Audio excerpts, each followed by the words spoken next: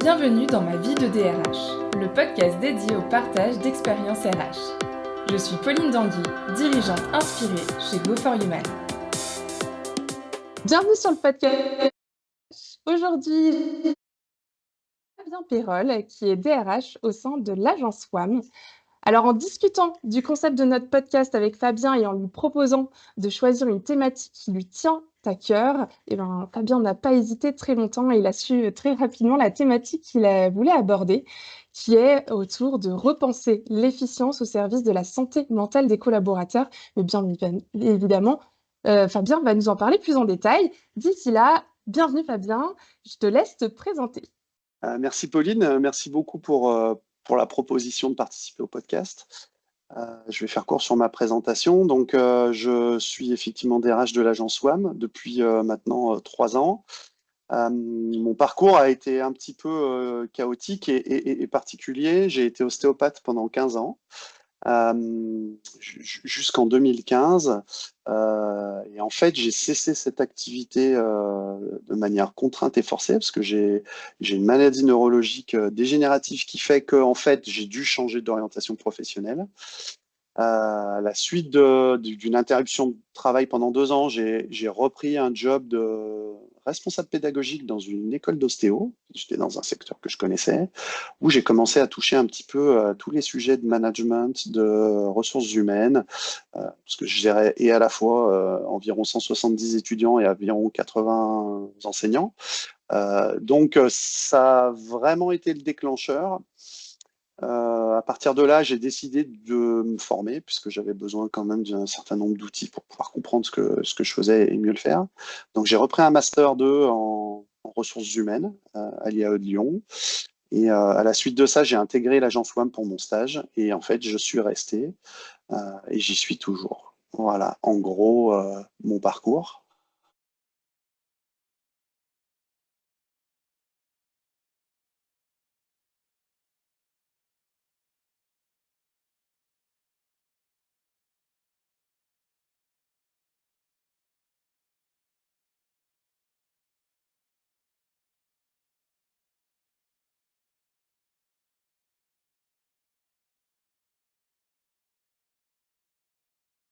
Fait que un des métiers que je viens de citer et expert dans son domaine. Voilà, tout ça pour placer l'autorité des marques au sein de tous les supports digitaux qui peuvent exister aujourd'hui, que ce soit Google, mais pas que, aussi les réseaux sociaux. Ça fait combien de temps aujourd'hui que tu es DRH au sein de l'agence? Alors en fait, au sein de l'agence, je suis rentré comme stagiaire, mais il y avait une personne qui était office manager qui faisait un peu toute la partie aussi RH et puis bien entendu le dirigeant. Donc en fait, je suis passé de stagiaire à responsable RH à DRH, mais en fait ma fonction elle a toujours été plus ou moins la même, c'est-à-dire que le poste n'existait pas, c'est moi qui l'ai mis en place au moment de mon arrivée, avec avec David, le dirigeant, qui me disait, mais en fait, on en parle assez souvent, et qui me disait, j'avais pas conscience de ce que faisait vraiment quelqu'un qui travaille dans les ressources humaines. Il me disait, moi, quand on t'a recruté, je pensais que tu allais t'occuper du recrutement.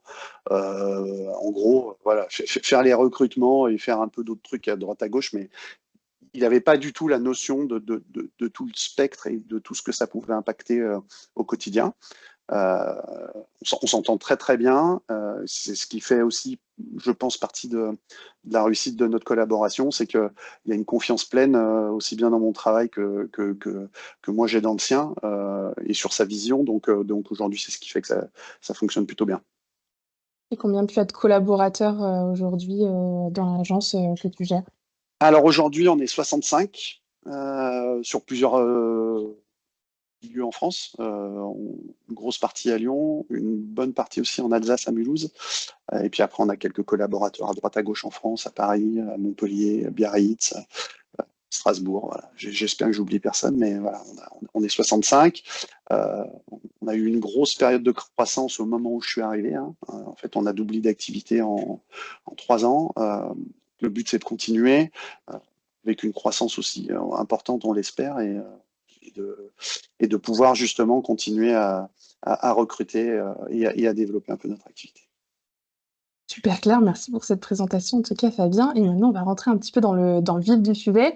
Et le sujet que tu as choisi, qu'on a essayé de formuler de la manière la plus claire possible en appelant ça repenser l'efficience au service de la santé mentale des collaborateurs. Alors aujourd'hui, Fabien, pourquoi tu as choisi de traiter cette thématique et qu'est-ce qui se cache derrière cette thématique? Alors en fait, la question que je me suis posée, c'est qu'on vit une période post-Covid avec énormément de questionnements sur le mode d'organisation du travail aujourd'hui, avec la question du télétravail, avec la question de la flexibilité dans les horaires, avec la question de la mise en place de semaines de 4 jours. Tout ça pour viser à un meilleur équilibre vie pro, vie perso et à améliorer le bien-être des collaborateurs. On voit énormément de choses, ça bouge tout le temps, tous les ans. Le Covid a fait en sorte qu'on a mis en place le télétravail très rapidement. Aujourd'hui, on voit un retour en arrière de nombreuses entreprises sur la question. Donc, il y a vraiment cette question de se dire aujourd'hui, en fait, est-ce que c'est réellement le fait de mettre en place ce genre de système qui va permettre aux gens d'avoir un bon équilibre vie pro, vie perso, ou alors est-ce qu'on ne se trompe pas finalement de combat et que la réalité de ce déséquilibre, de la montée de burn-out, de problèmes de santé mentale ne viendrait pas d'autre chose, et notamment de la question de aujourd'hui, tout est urgent, tout est digital, tout est notifié, quel que soit le moyen de notification. Et en fait, on n'a plus le temps de se poser sur quoi que ce soit. Et on n'a plus le temps de réfléchir à ce qu'on fait. Et en fait, c'est ce qui peut, selon moi, créer un peu le déséquilibre qui peut se créer sur la santé mentale des collaborateurs et ce qu'on attend d'eux au quotidien dans les entreprises. Tu as parlé effectivement de l'urgence et de l'important, des notifications constantes, mais c'est quoi le fond du sujet pour toi? Alors, le fond du sujet aujourd'hui, c'est la sursollicitation permanente. Et là, je crois que personne n'y échappe, que ça soit de la sursollicitation par des clients, que ça soit de la sursollicitation par des collaborateurs, par de la hiérarchie, par tout un tas de choses. On est sursollicité au quotidien par des mails, par des notifications de chat, par des notifications autres, ça peut être par des appels téléphoniques, on n'en a pas parlé, mais aujourd'hui le démarchage téléphonique fait partie des choses qui sursollicitent aussi. Voilà, il y a toute cette sursollicitation permanente, et j'ai pas parlé non plus des sursollicitations via des notifications personnelles, qui fait qu'aujourd'hui on sait pertinemment que ça va avoir un impact sur le cerveau, qui laisse le cerveau en alerte en permanence et qui fait que en fait on a systématiquement des pertes de concentration sur ce qu'on fait et que quand on a perdu sa concentration, pardon, on repart pas de zéro mais presque. Et donc tous ces événements qu'on subit dans la journée font qu'on se retrouve à bilanter en fin de journée ce qu'on a pu faire dans la journée. Et malgré le fait qu'on n'ait pas arrêté de la journée, souvent on se dit finalement j'ai pas fait grand chose et je vois pas trop ce que j'ai fait au quotidien de vraiment factuel et qui a du sens dans mon travail. Donc cette question aujourd'hui du mode d'organisation est selon moi plus important à régler que d'aller mettre des outils comme du télétravail ou de la semaine des 4 jours. Et je dis pas que ce ne sont pas des bonnes solutions, mais disons que ça fait plus office de pansement que de vraiment régler et de venir résoudre la cause des problèmes. Voilà, on cherche à résoudre plutôt des symptômes ou en tout cas à cacher des symptômes plutôt que de régler réellement les problèmes. Voilà, donc le télétravail, c'est un bon exemple. Hein. On gagne du temps sur son transport, on va gagner du temps sur son confort. Et aujourd'hui, je pense que les bonnes questions à se poser, c'est que quand je suis en télétravail, je ne dois pas organiser mon travail différemment. Je sais que je vais être un peu moins sollicité. Est-ce que je ne peux pas me concentrer sur des tâches à plus forte valeur ajoutée qui vont nécessiter plus de concentration plutôt que de faire ça au bureau où je sais que je vais être plus sollicité. Mais la vraie question, elle est selon moi, individuelle. C'est-à-dire que on est tous dérangés en permanence. Et la vraie question à se poser, c'est à titre personnel, quand je vais aller déranger quelqu'un, est-ce que je le dérange au bon moment? Est-ce que je le dérange pour une bonne raison? Et est-ce que je ne peux pas finalement trouver une solution tout seul avant d'aller le déranger et de risquer de venir casser sa boucle de concentration au détriment de son travail pour le mien. C'est quoi les impacts aujourd'hui de cette sursollicitation selon toi? Alors les impacts, ils sont multiples. Et là, je veux pas me poser en expert du cerveau parce que je ne le suis pas. Mais j'écoute pas mal de choses et je lis pas mal de choses sur le sujet avec des personnes qui, pour le coup, sont experts. Aujourd'hui, on a voulu mettre en place un système avec justement une sursollicitation, mais qui fait que on n'a pas la capacité d'adaptation. Le cerveau, il est resté comme celui qu'on avait il y a 10, 15, 20 000 ans. Et en fait, le système d'alerte qui existe au niveau cérébral pour au départ se prémunir de danger fait qu'aujourd'hui, en fait, quand on a des notifications ou des choses comme ça, va déclencher exactement les mêmes boucles neuronales et donc les mêmes réactions. Donc en fait, ce qui fait qu'on va squeezer, on va chanter un certain nombre de choses au niveau cérébral pour justement mettre toute son attention sur ces notifications-là. Donc aujourd'hui, c'est là où on a vraiment une problématique, parce qu'en face de nous, on se retrouve confronté euh, à des entreprises dont c'est le fonds de commerce, les réseaux sociaux, Meta et autres, les plateformes de streaming, etc., comme Netflix, qui a pour slogan de Reed Hastings, l'ancien dirigeant, que son principal concurrent aujourd'hui, c'est le sommeil. En fait, tout est fait pour aller déclencher les schémas de déclenchement de la dopamine, qui est un vecteur de plaisir au niveau cérébral. Et donc, en fait, le fait qu'on déclenche ces boucles en permanence fait qu'on a envie d'y revenir et fait qu'en fait, on attire l'attention en permanence là-dessus. Sans parler du multitasking, qui fait qu'aujourd'hui, le cerveau n'est pas fait pour réaliser deux tâches similaires à la fois. Le cerveau, il ne sait pas écouter et écrire en même temps. On ne peut pas parler et écouter en même temps. Voilà. Et donc aujourd'hui, je pense que tout le monde, dans les organisations qu'on voit aujourd'hui, on voit des réunions avec des gens qui tapent à l'ordinateur en même temps qu'ils participent à une réunion, qui ne sont pas focus sur ce qu'on fait. Et donc, tout ça aujourd'hui, en fait, ça représente une perte de temps assez colossale. Mais au-delà de la perte de temps, ça va aussi entraîner une fatigue cérébrale, une fatigue mentale, parce qu'on est en permanence sur un mode de sollicitation, un mode d'alerte, un mode de tension cérébrale qui fait en sorte qu'on n'a plus du tout de moment où on est capable de redescendre, on n'a plus du tout de moment où on est capable de passer d'une tâche à une autre. Et quand je dis d'une tâche, c'est d'une tâche différente à une autre, qui ne va pas solliciter les mêmes zones cérébrales. Et donc, ce qui va aujourd'hui augmenter le risque de troubles de la santé mentale pour aller jusqu'à ce qui est le résultat ultime, le burn-out. Effectivement, pas mal d'impact en réalité de cette sursollicitation que tu listes et je pense qu'il y en a effectivement d'autres, mais le multitasking et la sursollicitation des autres, des mails est super importante et présente, je dirais, dans tout type d'organisation aujourd'hui. Enfin, on se parle en tout cas dans les organisations, notamment dans des bureaux. Hem, Quels sont aujourd'hui, selon toi, les freins à un changement? Il y en a beaucoup, hein. Selon moi, il y en a beaucoup. Le premier des freins, c'est la résistance au changement, c'est-à-dire qu'on est dans un modèle, on suit le modèle, on suit l'évolution de ce modèle. Il n'y a qu'à voir tout ce qu'un téléphone est capable de faire aujourd'hui par rapport à il y a 15 ans.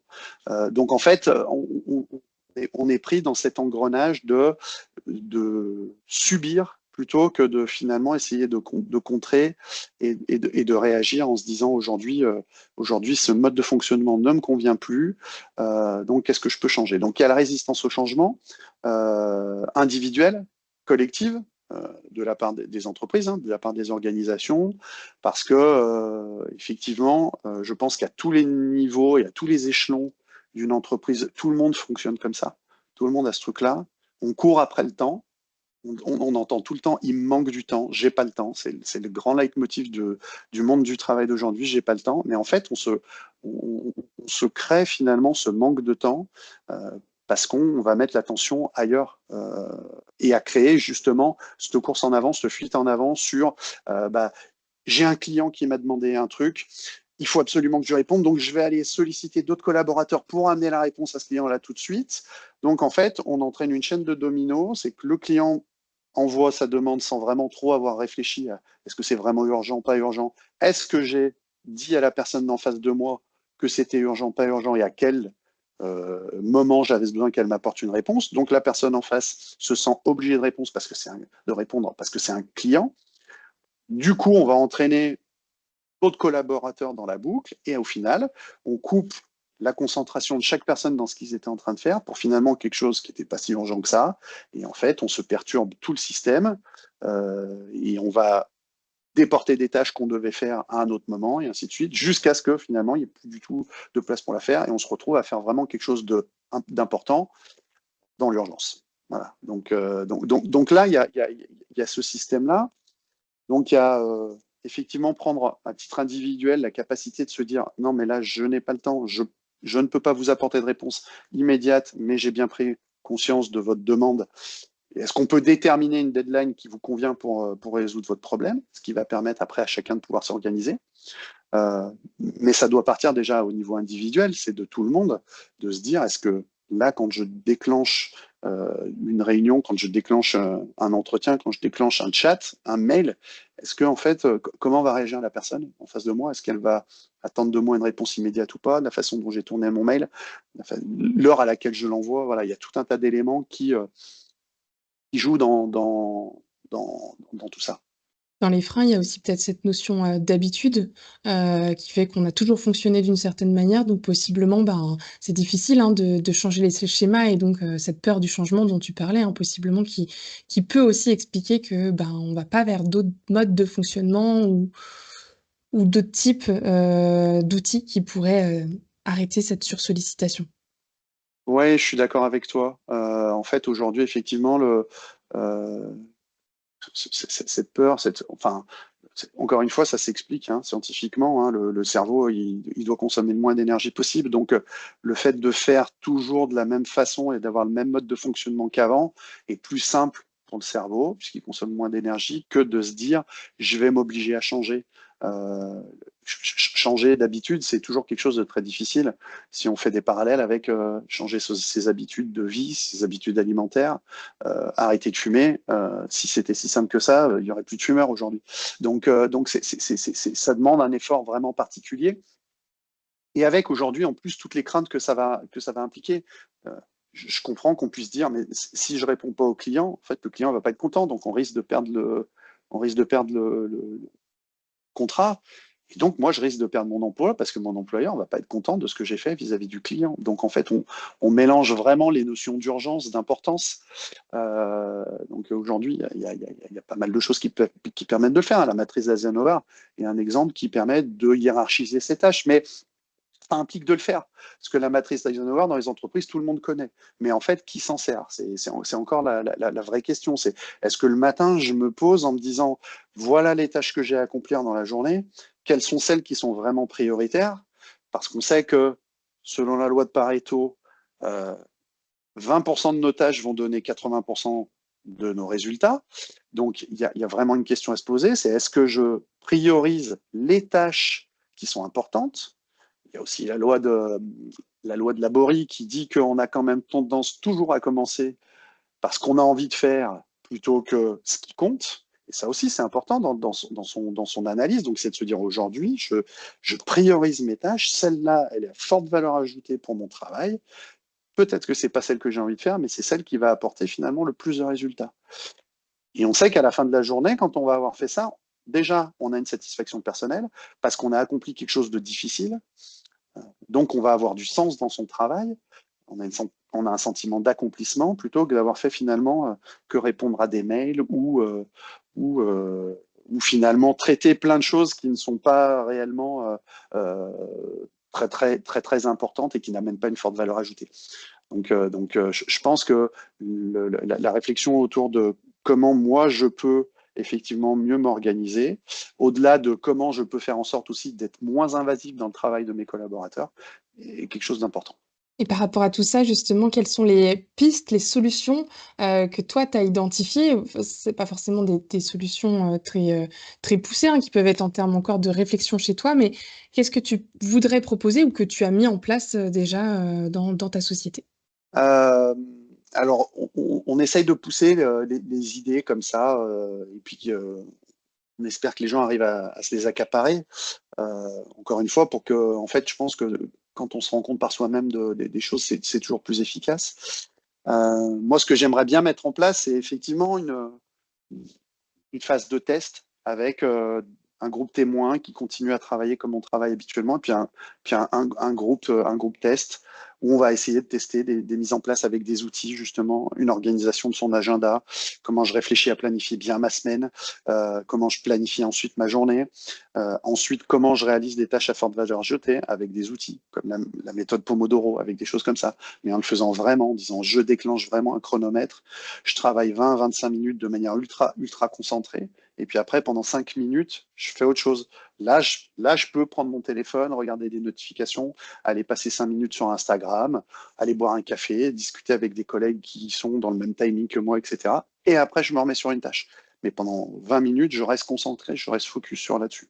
Un peu comme un plan d'entraînement quand on fait de la course à pied. C'est-à-dire que quand on fait une course à pied, bon, ben, un jour, on court 3 km, le lendemain, on peut courir 10, c'est pas vraiment grave. Si on a un objectif à la fin, qui est marqué par une course avec une distance, avec tout un tas de choses, on sait après quoi on court et on sait comment on doit s'entraîner. C'est un peu la même chose dans l'organisation. Donc, déjà créer une phase de test, et puis après, on compare, on voit comment ça va, on voit comment les gens aussi, avec des questionnaires, avec tout un tas d'entretiens, comment les gens se sentent aussi. C'est pas qu'une question d'efficacité dans le travail, c'est une question aussi de quel impact ça va avoir sur ta vie quotidienne. Est-ce qu'en ayant cette méthode-là, tu te sens moins fatigué? Tu as l'impression de pouvoir mieux réaliser tes tâches? Est-ce qu'à la fin de la journée, quand tu rentres chez toi, tu te dis, OK, là, je suis en capacité de couper parce que j'ai réalisé ce que j'avais prévu et demain sera une autre journée. Et à ce moment-là, je vois. Et donc, de couper parce que il y a aussi dans l'organisation qu'on a aujourd'hui, que j'analyse, on coupe jamais réellement. On a toujours cette difficulté à être perturbé par il fallait que je fasse ça, j'ai pas eu le temps, mais alors comment je vais le faire? Parce que demain, j'aurai pas le temps de le gérer, mais il faut absolument que je fasse. Donc souvent, soit on le fait en rentrant, soit on le fait le matin un peu plus tôt. Soit on le fait le matin, mais finalement, ça vient empiéter sur d'autres tâches. Donc en fait, c'est vraiment ce mode d'organisation-là qui peut être intéressant à mettre en place.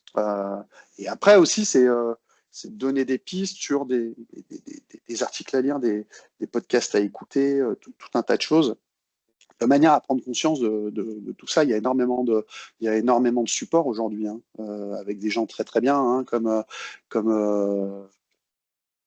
je sais pas, comme Albert Moukibert qui parle de la chose, hein, qui est un neuroscientifique qui parle vraiment de toutes ces questions de concentration. Le docteur Nadia Medjad aussi qui parle, alors plus à visée d'éducation, mais je pense que les deux choses sont en parallèle entre l'éducation, la concentration des enfants, la concentration des adultes. Ça reste de la concentration, hein, et la capacité qu'on a à être focus sur quelque chose de bien précis pendant un temps donné, c'est clé pour la société de demain. Et après tout ça, on peut envisager tout ce qu'on veut. Le télétravail, on peut envisager la semaine des 4 jours, peu importe. En fait, le but, c'est que ça soit gagnant-gagnant. C'est-à-dire que les personnes retrouvent de l'efficacité dans ce qu'ils font, retrouvent une santé mentale qui leur permette de couper complètement du travail quand ils doivent le couper. Ça remet finalement de l'efficacité et de l'efficience, parce que c'était le terme du podcast, de l'efficience pour l'entreprise. Donc, à partir de ce moment-là, l'entreprise va reprendre confiance aussi dans ses collaborateurs, laisser plus de marge de manœuvre, laisser plus d'autonomie, et ainsi de suite. Et après, on peut réfléchir à tous les modes organisationnels qu'on veut, que ce soit de la semaine des 4 jours, que ce soit du full télétravail, peu importe. Mais c'est comme si on construit une maison, si on ne commence pas par des fondations solides, on peut mettre ce qu'on veut au-dessus, ça ne tiendra pas. Et en fait, aujourd'hui, je pense que les méthodes qu'on cherche à mettre en place sont des bons outils, mais qui sont mal utilisés parce qu'en fait, en dessous, c'est la toiture, ça. Et en fait, tout ce qui est en dessous n'est pas suffisamment solide dans le mode organisationnel d'aujourd'hui pour pouvoir permettre d'avoir justement ces outils qui fonctionnent bien.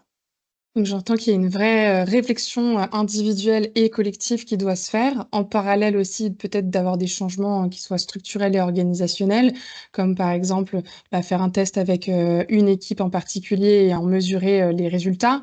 On parlait tout à l'heure aussi en off de ce que tu avais mis en place, que je trouvais assez intéressant sur la hiérarchie des canaux de communication en fonction de l'urgence.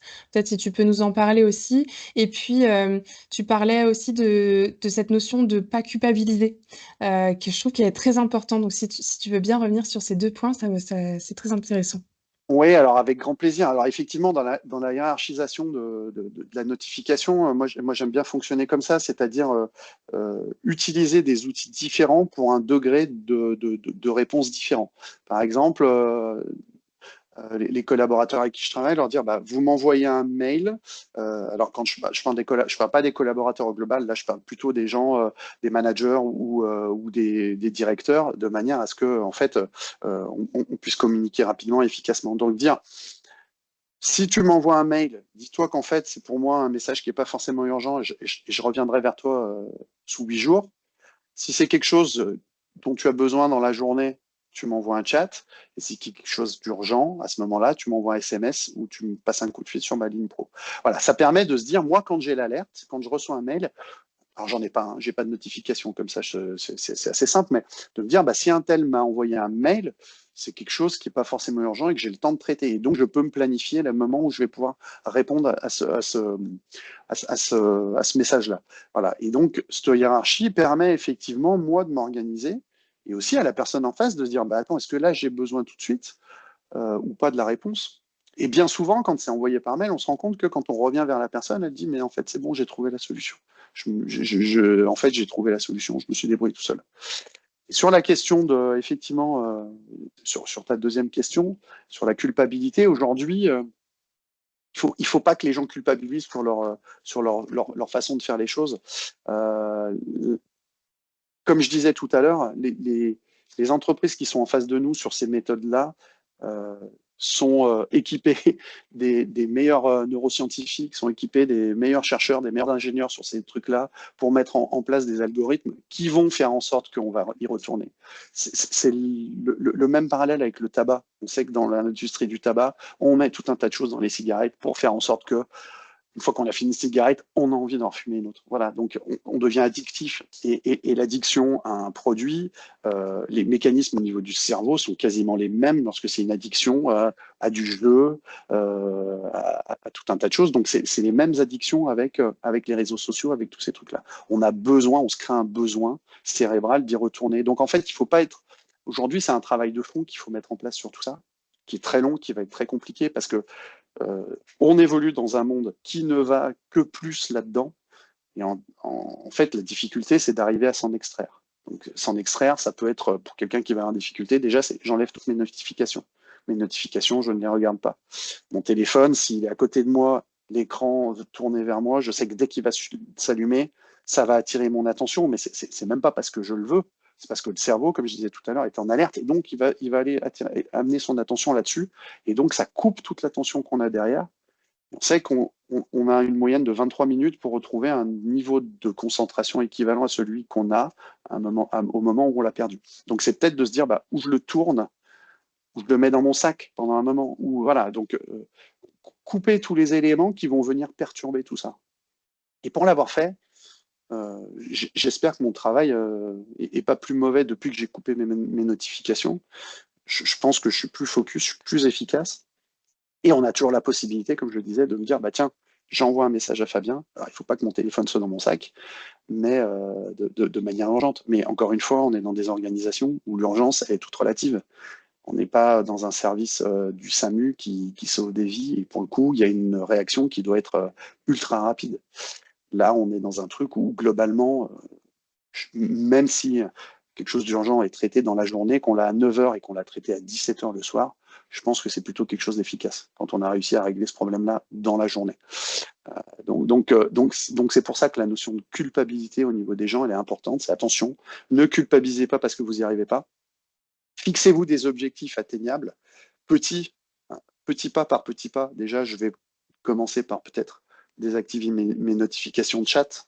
Et puis dans un deuxième temps, je désactive mes notifications d'email. Et puis dans un troisième temps, je vais désactiver autre chose pour se voir progresser. Si on veut faire trop vite d'un coup, c'est comme dans tout, il y a une sensation d'échec et après on retourne en arrière et on n'y arrive pas. Donc c'est des petites étapes à mettre en place. Et après, chaque organisation doit réfléchir à quel est le moyen le plus adapté dans son modèle pour réfléchir à tout ça. Moi, je prétends pas avoir la solution parfaite. encore une fois, j'essaye de me l'appliquer. J'y arrive pas tout le temps parce que c'est difficile. Mais je pense que c'est la clé pour une société et des entreprises demain qui permettent de diminuer les risques sur la santé mentale des collaborateurs. Aujourd'hui, pour mettre ça en place, il faut que ça parte de qui, d'où et de comment? Parce que c'est quand même, des gros changements et on l'a dit tout à l'heure, hein, l'habitude, fait que, c'est pas facile à mettre en place. Heu, D'où doit venir l'impulsion et comment elle doit venir? Elle doit venir de partout, mais elle doit venir en priorité de la direction. Et ça doit être descendant. Encore une fois, si on attend que les gens soient plus focus, soient moins connectés aux outils digitaux, forcément, il faut que la personne au-dessus montre l'exemple. Et donc, il faut que chacun soit attentif quand on est dans une réunion, ne regarde pas son ordinateur, ne réponde pas à ses mails, ne regarde pas un autre support, quel qu'il soit. Parce qu'aujourd'hui, il y a tout, hein, on n'en a pas parlé, mais il y a aussi le problème des montres connectées, où là, en fait, il y a encore plus de proximité permanente avec tout ça. Donc, je pense que ça doit venir de là. Encore une fois, chacun doit après aussi se dire, moi, voilà les objectifs que je me fixe, mais ça peut être fait par des équipes avec son manager, etc., en disant, aujourd'hui, moi, j'aimerais essayer de faire ça. Qu'est-ce que tu me conseilles? Qu'est-ce qu'on met en place? Voilà, essayer d'être plus focus pendant les réunions, interdire les téléphones et les ordinateurs dans une réunion. Je pense que globalement, on gagne du temps, donc on est plus efficace sur la réunion et en plus, on sait pourquoi on vient à une réunion avec un ordre du jour, etc. Et on repart finalement. Tout le monde n'était pas le nez dans son écran. Parce qu'encore une fois, peut-être que quelqu'un est dans son écran pour prendre des notes de la réunion, mais on ne sait pas s'il prend des notes ou s'il prend ou s'il répond à un email. Et du coup, ça crée aussi vis-à-vis de l'interlocuteur qui est en face et qui est en train de parler un sentiment de, en fait, là, je suis dans cette réunion, mais personne m'écoute, donc ça ne sert pas à grand-chose. Donc finalement, il y a aussi une baisse de sens de son travail si, quand on organise une réunion, on a le sentiment que les gens qui sont là sont pas là. Donc, selon moi, la règle, elle doit vraiment venir du board, elle doit venir du haut de l'entreprise, c'est là où doivent se faire les choses. Et puis après, ça doit ruisseler, parce que finalement, c'est comme ça que ça doit fonctionner. Mais c'est aussi à chacun de prendre en main les choses et de s'en emparer, quoi. Voilà. En mettant des petites briques les unes après les autres, de manière à se dire, tiens, là, je me vois avancer. Là, j'ai réussi et là, je suis content de ce que j'ai fait. Tu me parlais, tout à l'heure, d'une personne qui était venue te voir et qui était un peu à la limite du burn-out et tu l'avais accompagnée aussi dans ce type d'implémentation. Est-ce que tu peux nous parler de cet exemple et aussi du vice derrière, sur le long terme? Oui, alors c'est toujours compliqué d'accompagner sur ces sujets-là quand on a son propre mode d'organisation et de ne pas essayer de faire calquer son propre mode d'organisation aux autres, parce que les personnalités, on va parler du disque un petit peu, mais les différentes couleurs des personnes font qu'on ne peut pas avoir tous le même mode d'organisation.